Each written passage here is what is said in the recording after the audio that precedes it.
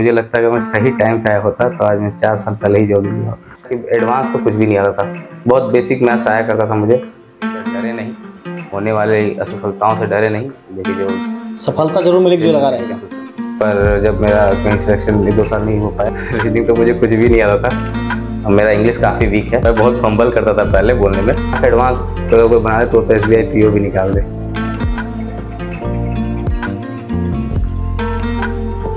प्यारे बच्चों, आप हमेशा तैयारी करते हैं और एक्साइटेड रहते हैं वैसे सीनियर से मिलना जो प्रोफेशनली अफसर बन चुके हैं, जो क्वालिफाई कर दिए हैं। तो आज आपको मिलवा रहे हैं एक वैसे शख्स से जिसने 2 साल तैयारी की और अपनी सफलता को सुनिश्चित किया RRB PO के रूप में। तो आइए हम मिलते हैं मिस्टर आकाश कुमार से और उनसे बातें करते हैं कि आपके मन में जो जो प्रश्न आता है उसका रिप्लाई ये आकाश कुमार कैसे करते हैं। आकाश कुमार, आपका बहुत बहुत स्वागत है। Thank you sir. और आप तो NSC के हैं। बिल्कुल सर। कैसा लग रहा है आपको बातचीत करके? काफ़ी अच्छा फील हो रहा है सर। अच्छा, क्या नाम है पूरा आपका? आकाश कुमार। आकाश कुमार। और पिताजी का नाम क्या है? सुमंत प्रसाद बर्णवाल। सुमन जी। और माता जी का नाम? पूनम देवी। चलिए, सुमन जी को और पूनम देवी को इस वीडियो के माध्यम से, इस पॉडकास्ट के माध्यम से मैं बहुत बहुत बधाई देना चाहता हूं। और मुझे याद आ रहा है कि आपके बड़े भाई का नाम क्या है? अभिषेक कुमार बर्णवाल। अभिषेक कुमार बर्णवाल, जो केनरा बैंक में क्लरिकल जॉब में है, वो भी NSC से ही पढ़ा हुआ है। तो आइए हम लोग आकाश से आगे बात करते हैं। तो अपना इंट्रो दीजिए। सर, मैंने अपनी स्कूलिंग रांची के उच्च विद्यालय लकड़ाखंदा से की है। अच्छा, लकड़ाखंदा बोकारो से? जी सर, सेक्टर 2। ठीक है। और उसके बाद मैंने अपना college Bokaro state city college Bokaro से? जी सर। उसके बाद मैं कंपटीशन की तैयारी करने के लिए सीधा NSC। अच्छा, नहीं, आपके बारे में तो है कि आप तैयारी के साथ साथ बहुत घर में काम भी करते हैं। आप लोग का एक छोटा मोटा बिजनेस है, उसमें भी समय देते हैं। कितना समय देते हैं बिजनेस से अपना आप? Around 5 to 6 hours sir. देखिए प्यारे बच्चों, अगर आपको लगता है कि हम कुछ काम करके नहीं पढ़ाई कर सकते हैं तो आकाश आपके लिए एग्जाम्पल है। ये 5 घंटा रोज काम करते हैं अपने घर का। इनका कुछ टॉफी उफी का कुछ बिजनेस है, कुछ सामान पहुंचाने का बिजनेस है, कुरकुरे चिप्स ये सब का दुकान पहुंचाते हैं। लेकिन उसके पहले NSC में सुबह से शाम तक पढ़ाई करते हैं और फिर भी चेहरा मुस्कुराता रहता है। Very good. आप NSC में कैसे आए? सर, मैं 2 साल पहले खुद से घर पे पढ़ाई किया करता था कंपटीशन की। पर जब मेरा कहीं सिलेक्शन 2 साल नहीं हो पाया तो फिर मेरे भैया ने बोला कि जहाँ से मैं सक्सेस पाया हूँ तुम वहीं जाओ हमारे इंस्टीट्यूट में। तो फिर मैं यहाँ आया। अच्छा। और 2 साल की तैयारी के बाद यहाँ हो गया। और आपको ऐसा लगता है क्या कि अगर आप और पहले आए रहते तो आपका पहले हो जाता? सर, मुझे लगता है कि मैं सही टाइम पे आया होता तो आज मैं 4 साल पहले ही जॉब लिया होता। सही टाइम मतलब अगर 5-6 साल पहले अगर यहाँ आए रहते। ग्रेजुएशन कब किया था आपने? 2018 में सर। 18 में ग्रेजुएशन किया था। अगर 18 के बाद 19 में आ गए रहते, या हम तो एडमिशन लेते हैं जो बच्चे इंटर पास कर गए हैं ग्रेजुएशन के साथ साथ उनकी NSC में तैयारी होती है। अगर आप इंटर पास आउट होने के बाद ही यहाँ आ जाते तो आज से 4-5 साल पहले जरूर नौकरी किए रहते। क्योंकि जो बच्चे 2018 में क्वालिफाई करके यहाँ पढ़ रहे थे 2018 में ही IPS और RRB PO में क्वालिफाई कर गए थे। चलिए आगे बात करते हैं। आपकी पढ़ाई का डेली का शेड्यूल क्या है आजकल? सर, अब तो मैं यहाँ का स्टूडेंट हूँ तो सुबह 5 बजे ही हम लोग उठ जाते हैं और उसके बाद थोड़ा सा घर से प्रैक्टिस करके आते हैं वॉकअप वगैरह डेली। और फिर यहाँ पे 6-10 में भी ठंड के टाइम पे चल रहा है क्लास तो पहुंच जाते टाइम। अभी तो समय हो गया 6-10, पहले था 5:45 ना? 5:45 बजे था। तो नॉर्मली 5:45 बजे, उस टाइम तो 5:45 बजे थी जब पढ़ाई कर रहे थे कंटिन्यू। तो 5:45 बजे आ जाते थे। वहाँ पहले इंग्लिश का क्लास चलता था हमारे यहाँ। दिन भर क्या रूटीन रहता है? कब कब यहाँ से जाते हैं आप? सीधा शाम 5 बजे सर। शाम को 5 बजे? इतना देर आप पढ़ पाते हैं? सर, बीच इतना देर तो पढ़ना संभव नहीं है। ये सर, बीच गैप भी होता है। अच्छा, बीच में गैप भी होता है। यानी कि 6 से लेकर 7:30 बजे तक, 8 से लेकर 9:30 तक, फिर 10:30 से लेकर 12 तक, फिर आधा घंटा ब्रेक, इस तरह का होता होगा। Very good. आपको अपनी पढ़ाई में NSC से क्या हेल्प मिला? सर, मुझे लगता है कि मुझे तो कुछ भी नहीं आता था। मैं जब आया था तो मेरी मैथ्स थोड़ी ठीक थी, बट मुझे लगता है कि एडवांस तो कुछ भी नहीं आता था। बहुत बेसिक मैथ्स आया करता था मुझे। यहाँ के NSC क्वांट इनसाइट से मुझे पता चला कि एडवांस मैथ भी कुछ चीज होता है। क्वांट इनसाइट हमारे NSC की बुक है जो कंपटीशन के लिए काफी सफल बुक है। इस बुक को जो बनाता है सारा क्वेश्चन एग्जाम में उसी से आता है। आपका इस पर क्या विचार है? बिल्कुल सर, मुझे लगता है अगर कोई इसके एडवांस बिगनर्स और मॉडरेट और एडवांस को बना ले तो सारा क्वेश्चन सॉल्व हो सकता है। यानी कि बुक में 3 पार्ट है? यस सर, बिल्कुल 3 पार्ट है। गुड। और रीजनिंग के बारे में क्या ख्याल है आपका? रीजनिंग तो मुझे कुछ भी नहीं आता था।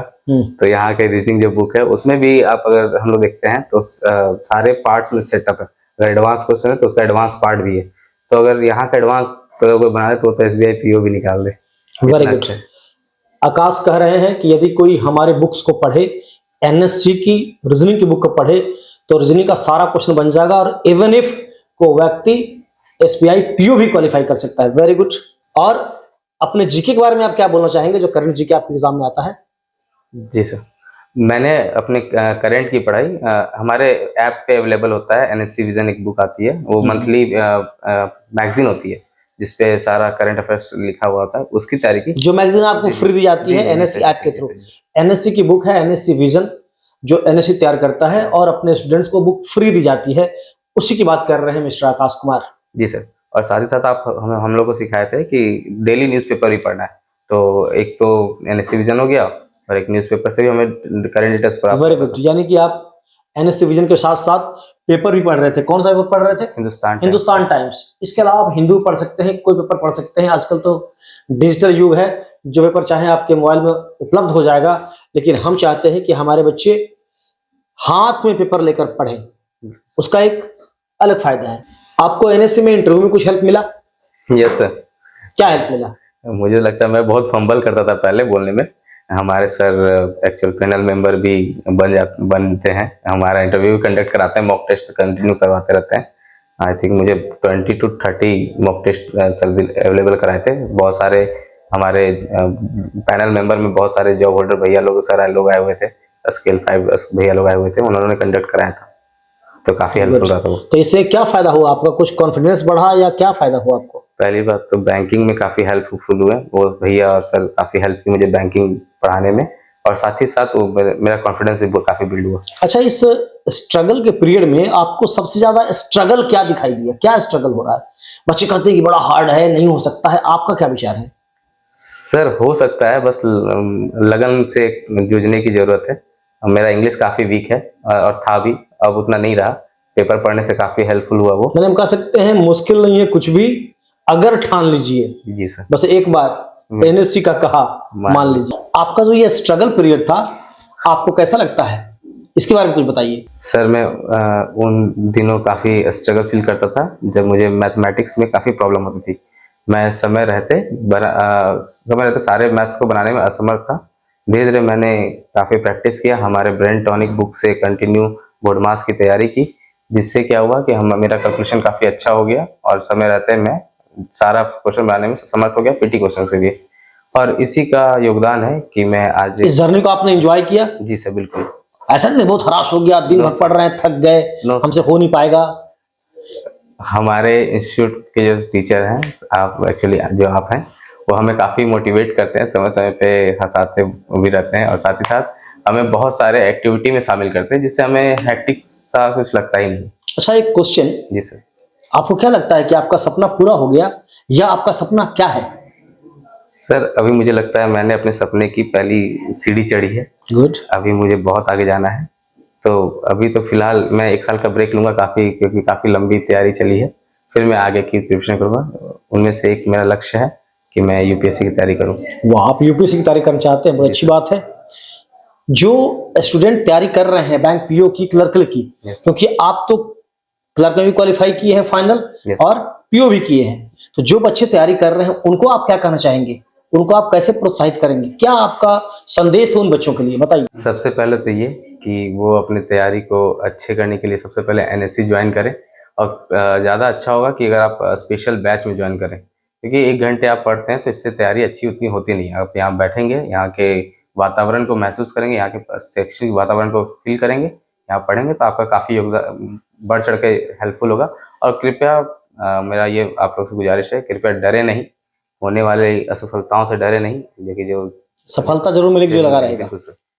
ये थे आकाश कुमार, जो पिछले वर्ष भी आईपीएस पीओ में क्वालिफाई किए थे, फाइनली नहीं हुआ, लेकिन इस बार पूरे वर्ष इन्होंने अथक परिश्रम किया, जिसका नतीजा ये हुआ कि इस बार क्लरिकल में भी क्वालिफाई किया और आरआरबी पीओ में फाइनल क्वालिफाई किया, और बहुत जल्दी ये ज्वाइन करने जा रहे हैं। इनके बारे में जानकर आपको आश्चर्य होगा कि पूरे वेस्ट बंगाल में जीके में इनका हाईएस्ट नंबर था, और रैंकिंग में क्या है? ओबीसी रैंक 6 था पूरे वेस्ट बंगाल में। OBC rank 6। यानी कि यह संदेश जा रहा है कि यदि हम चाह लेंगे तो हम लक्ष्य को हासिल कर लेंगे और ये जीवन में और आगे जाएं, यूपीएससी क्वालिफाई करें, अपने मित्रों के, अपने छोटे भाई बहनों को सबको प्रेरित करें पढ़ने के लिए, और इनके माता पिता को भी मेरी तरफ से बहुत बहुत शुभकामनाएं। धन्यवाद। Thank you.